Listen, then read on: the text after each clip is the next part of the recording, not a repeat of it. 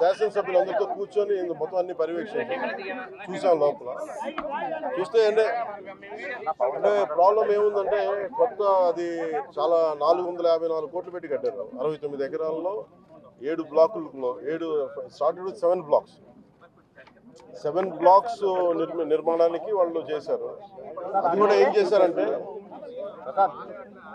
Extension of existing resort కింద చెప్పారు. వాళ్ళు గవర్నమెంట్ జీవోలో ఏముందంటే existence, redevelopment of existence resort. That's how they have raise the bill. దాంట్లో 2 బ్లాకులే పెట్టారు. ఫస్ట్ వాళ్ళు పెట్టింది ఏంటంటే 7 బ్లాక్స్లో బడ్జెట్ ఒకదానికి 90 పైన, ఇంకో దానికి 70 పైన, 2 phases ఇంతే. వాళ్ళు స్టార్ట్ చేసినప్పుడు 164 కోట్ల రూపాయలు, 164 కోట్ల రూపాయలతోటి 7 బ్లాక్స్ ప్లాన్ చేశారు.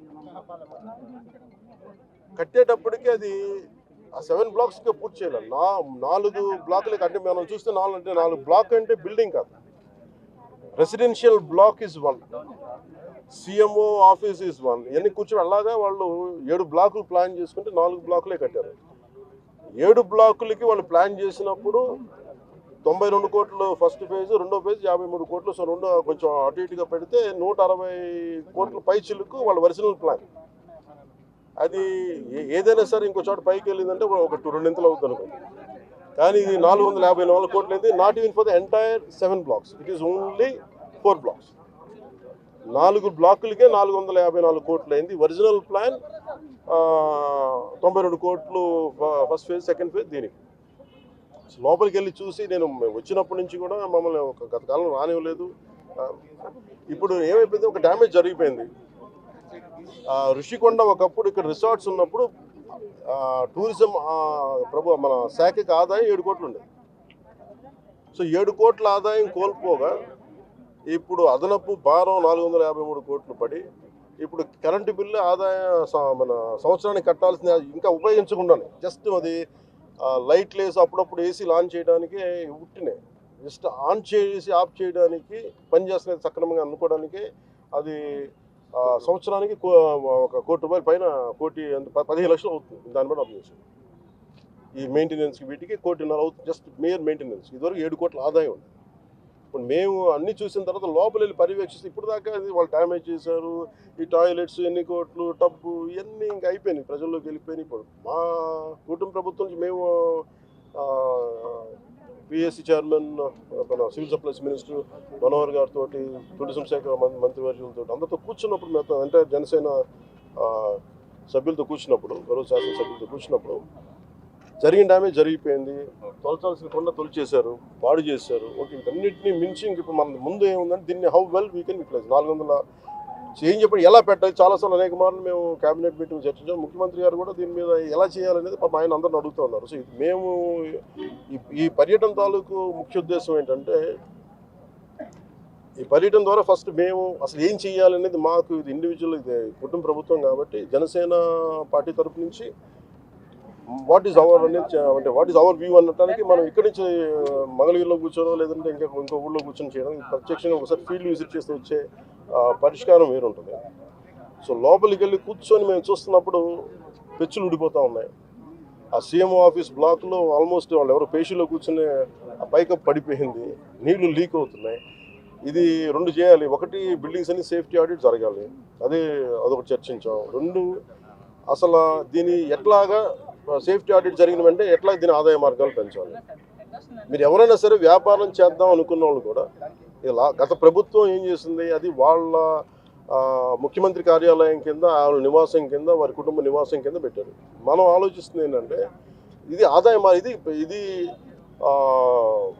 టూరిజం శాఖ ప్రాపర్టీ, ఇది should remain as Andhra Pradesh government ప్రాపర్టీగా ఉండాలని మా అందరి కోరిక. దట్స్ వాట్ ఒక కోర్ రెజల్యూషన్ తీసుకున్నాం. ఒక ప్రైవేట్ వ్యాపారం ఎవరైనా సరే 1 కోటి రూపాయలు పెట్టుబడి పెడితే కనీసం 1 రూపాయి ఆదాయం రావాలనుకుంటారు. దీని మీద 453 కోట్ల రూపాయలు పెట్టుబడి పెట్టారు. కనీసం ముందస్తుగా ఏం చేయాలి, అసలు బ్రేక్ ఈవెన్ ఎప్పుడు అవుతుంది, ఇది ఆదాయం ఎప్పుడు మారుతుంది అనేది ఏం చెప్పారంటే మన మైస్ అనేది ఒక యాక్రోనిమ్ చెప్పారు. ఏంటంటే MICE acronym meetings, incentives, exhibition and conferences. అంతేనా? అంతే సార్ కాన్ఫరెన్స్. ఇది ఏంటంటే Dubai is a MICE destination అంటారు. అలాగే వైజాగ్ ఇది మన మీటింగ్స్కి కానీ లేదంటే ఏదైనా పెట్టుబడులు పెట్టడానికి ఇన్సెంటివ్స్ ఇవ్వడానికి కానీ లేదంటే కాన్ఫరెన్స్లు పెట్టుకోవడానికి బ్యూటిఫుల్ ప్లేస్, కాన్ఫరెన్స్లు పెట్టుకోవడానికి లేదంటే ఎగ్జిబిషన్స్ పెట్టుకోవడానికి వీటన్నిటికీ కూడా డెస్టినేషన్ మ్యారేజ్ వీటన్నిటికీ ఉంటుంది. దాంట్లో భాగంగానే దీన్ని మైస్ ఈవెంట్ టోటల్ పాలసీలు దీన్ని పెడితే బాగుంటుంది అనేది కోరిక. అలా కాకుండా మనం 453 కోట్లు పెట్టి దీన్ని ఒక ఎగ్జిబిషన్ లాగా అందరూ అంటే మేము ఇచ్చిన మేజర్ ప్రపోజల్ ఏంటంటే మేము తీసుకున్న మేజర్ రెజల్యూషన్ ఏంటంటే it is not about footfall. మన టికెట్లు పెట్టేస్తే ఎంత వస్తారు రోజుకి, అది జనం వస్తుంటారు వెళ్తుంటారు గోల్ ఉంటుంది తప్ప ఈ 450 అంటే నేను ప్రభుత్వం should think like proper business man. నేను టూరిజం శాఖ కూడా అదే చెప్పాను. మీరు 453 కోట్లు ప్రజాధనం పెడితే 453 కోట్లు ఎప్పుడు బ్రేక్ ఇన్ అవుతే అది ఎప్పుడు ఆదాయం వస్తుంది. ప్రభుత్వం నుంచి తీయడం కాకుండా అందుకని దీన్ని డెస్టినేషన్ వెడ్డింగ్స్ లేదంటే అన్ని కలిపి ఈవెంట్ చేయాలి. దీని మీద కూర్చోబెట్టి ఇమ్మీడియట్గా దీన్ని ఈ వింటర్ లోపు దీన్ని ఒక నిర్ణయం తీసుకున్నాక, ఎందుకంటే నాకు ఈ టెండర్స్ ఎలా చేస్తారో నాకు తెలియదు, అయినా అవగాహన లేదు కాబట్టి దాని మీద అందరం కూర్చొని చర్చించమని చెప్పాను. ఇది మేము గౌరవ ముఖ్యమంత్రి గారికి దీన్ని మా రెజల్యూషన్ తెలియజేస్తాం వారికి. ఎందుకంటే వాళ్ళు కూడా మన ముఖ్యమంత్రి గారు కూడా ఏమంటారంటే చాలాసార్లు మీరు ఏదైనా ఒక ప్రపోజల్ తోటి ఒక సలహాతో రండి మేము తీసుకెళ్తామని అనేక పర్యాలు క్యాబినెట్ మీటింగ్ చెప్పారు. సో దాంట్లో భాగంగా మేము ఇక్కడికి వచ్చి కూర్చొని ఇది కుటుంబ ప్రభుత్వం జనసేన ప్రపోజల్గా దీన్ని ఎలా చూస్తున్నాం అనేది వారికి తెలియజేస్తాం. అలాగే మనోహర్ గారు మన సూచన ఏంటంటే దుర్గేష్ గారికి కూడా వెంటనే మాట్లాడుతుండగా వెంటనే దీన్ని మెయింటెనెన్స్ చేయించింది. ఎందుకంటే దుమ్ము పట్టేస్తున్నాయి, ఆల్మోస్ట్ ఒక 1/4 ఇంచు దుమ్ము ఉంది. సో వెంటనే క్లీన్ చేయించినాయి. ఎవరు పడితే వాళ్ళు వెళ్ళిపోతా ఉన్నారు. అందుకని దీన్ని ప్రొటెక్ట్ చేయడం, దీన్ని కేర్ తీసుకోవడం అనేది థ్యాంక్ యూ.